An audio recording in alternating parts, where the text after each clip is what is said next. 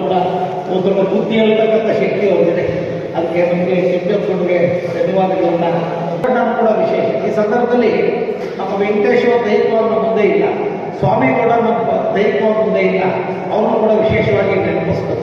ಬಹುಶಃ ಅವರು ಕೂಡ ಆ ಒಂದು ಪತ್ರಕರ್ತರ ನಾಮಕರಣ ಮಾಡಿ ಒಳ್ಳೆಯ ಸೇವೆ ಮಾಡುವಂಥದ್ದು.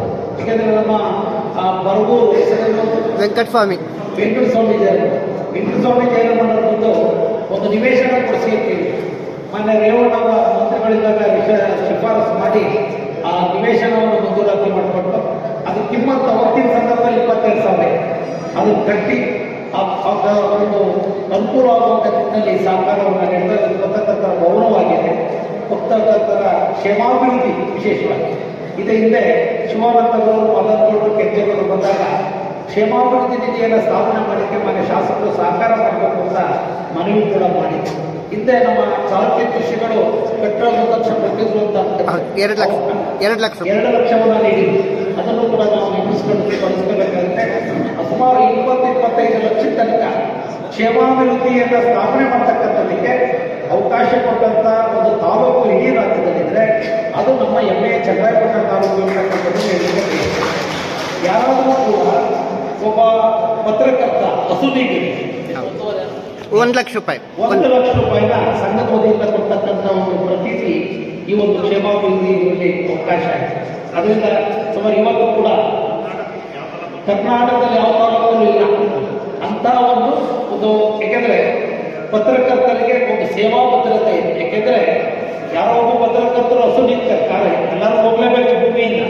ಆದರೆ ಅವರ ಅವಲಂಬಿತರಿಗೆ ಆ ಕಷ್ಟ ಬಂದಂಥ ಸಂದರ್ಭದಲ್ಲಿ ಒಂದು ಅನುಕೂಲ ಆಗಿದೆ ಅನ್ನೋ ಒಂದು ಉದ್ದೇಶದಲ್ಲಿ ಭಾರತ ಸರ್ಕಾರ ಜವಾಬ್ದಾರಿ ಕರ್ತವ್ಯವನ್ನು ನಿರ್ವಹಿಸಿದ್ದೇವೆ.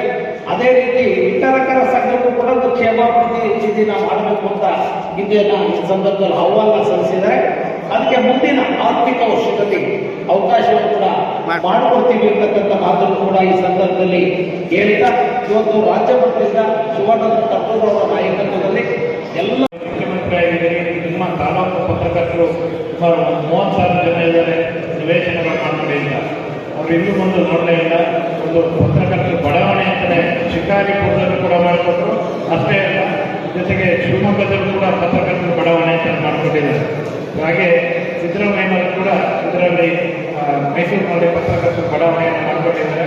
ಹಾಗಾಗಿ ಈ ನಿಟ್ಟಿನಲ್ಲಿ ಬಾಲಣ್ಣವರು ಅದರಲ್ಲೂ ಕೂಡ ಮಾದರಿ ಆಗಲಿಕ್ಕೆ ಎಲ್ಲರ ಪ್ರೀತಿಯಿಂದ ಅವರಿಗೆ ಒತ್ತಾಯವನ್ನು ಮಾಡಿ ಹಾಗೆ ಒತ್ತಾಯ ಕಾರ್ಯಕ್ರಮ ಮುಖ್ಯಮಂತ್ರಿಯಾಗಿದ್ದೀರಿ. ನಿಮ್ಮ ತಾಲೂಕು ಪತ್ರಕರ್ತರು ಸುಮಾರು 30,000 ಜನ ಇದ್ದಾರೆ.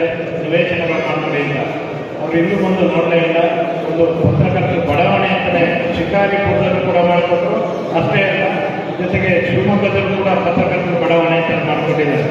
ಹಾಗೆ ಸಿದ್ದರಾಮಯ್ಯನವರು ಕೂಡ ಇದರಲ್ಲಿ ಮೈಸೂರಿನಲ್ಲಿ ಪತ್ರಕರ್ತರು ಬಡಾವಣೆಯನ್ನು ಮಾಡಿಕೊಂಡಿದ್ದಾರೆ.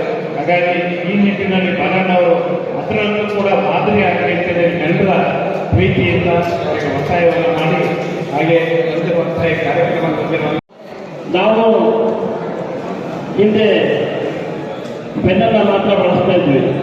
ಈ ಕ್ಯಾಮ್ರಾ, ಮೊಬೈಲ್ಗಳು ಎಲ್ಲ ವಿಪರೀತವಾಗಿ ಬಳಕೆ ಆದಂತೆ ಪತ್ರಕರ್ತರ ನಡೆ ಮತ್ತು ನುಡಿ ಕೂಡ ಬದಲಾಗ್ತಾ ಇದೆ. ದಯಮಾಡಿ ಇಲ್ಲಿರ್ತಕ್ಕಂಥ ಪತ್ರಕರ್ತರು ಆಸ್ಪತ್ರೆ ಯಾರು ತಪ್ಪಿಸಬಾರದು. ವಾಸ್ತವಾಂಶವನ್ನು ಸಮಾಜದ ಮುಂದೆ ಇಡುವಂಥ ಸನ್ನಿವೇಶದಲ್ಲಿ ನಾವು ಇಲ್ಲಿ 75ನೇ ವಿಚಾರದಲ್ಲಿ ಆತ್ಮಾವಲೋಕನವನ್ನು ಮಾಡ್ಕೊಳ್ಳುವಂಥ ಸನ್ನಿವೇಶದಲ್ಲಿ ನಾವು ಇದ್ದೀವಿ.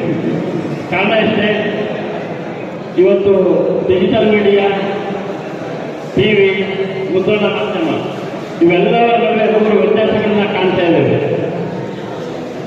ಯೂಟ್ಯೂಬು, ಡಿಜಿಟಲ್ ಮೀಡಿಯಾದ ಹಾವಳಿಯಿಂದಾಗಿ ಪತ್ರಿಕೋದ್ಯಮ ಪ್ರಧಾನಗೊಳಿಸುವಂಥ ಸ್ಥಿತಿಯಲ್ಲಿದೆ. ಒಳಿತು ಕೆಡಕು ಎಲ್ಲವನ್ನು ಸಮಾಜದ ಮುಂದಿಟ್ಟು ಮುಂದಿಟ್ಟು ಸಮಾಜದ ಸ್ವಾಸ್ಥ್ಯವನ್ನು ಕಾಪಾಡುವಂಥ ಕೆಲಸ ಆಗ್ತಾ ಇದೆ. ನೋಡಿ, ನಾವು ಎಲ್ಲರ ಮುಂದೆ ಪತ್ರಕರ್ತರು ನೈತಿಕವಾಗಿ ನಿಲ್ಲಬೇಕು ಅಂದರೆ ನಾವು ಪ್ರಾಮಾಣಿಕರಾಗಿರ್ಬೇಕಾಗತ್ತೆ. ಇವತ್ತು ಪತ್ರಕರ್ತರ ವೃತ್ತಿಯನ್ನೇ ನಂಬಿಕೊಂಡು ಕುಟುಂಬಗಳನ್ನ ಪರಿಸ್ಥಿತಿ ಇಲ್ಲ. ಬೇರೆ ಬೇರೆ ಉದ್ಯೋಗಗಳನ್ನು ಮಾಡಿಕೊಂಡು ನಮ್ಮ ಸೈದ್ಧಾಂತಿಕ ನಿಲುವಿಗೆ ಬದಲಾಗಿ ಈ ವೃತ್ತಿಯನ್ನು ತೊಡಗಿಕೊಳ್ಳಬೇಕಾದಂಥ ಅನಿವಾರ್ಯತೆ ಇದೆ.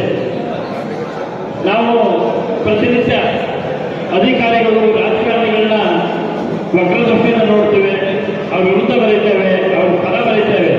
ಅದು ವಸ್ತುನಿಷ್ಠವಾಗಿ ಇರಬೇಕು. ಆದರೆ ಇತ್ತೀಚೆಗೆ ವಸೂಲಿ ವ್ಯವಹಾರಗಳು ತುಂಬ ಜಾಸ್ತಿ ಆಗಿದ್ದಾವೆ.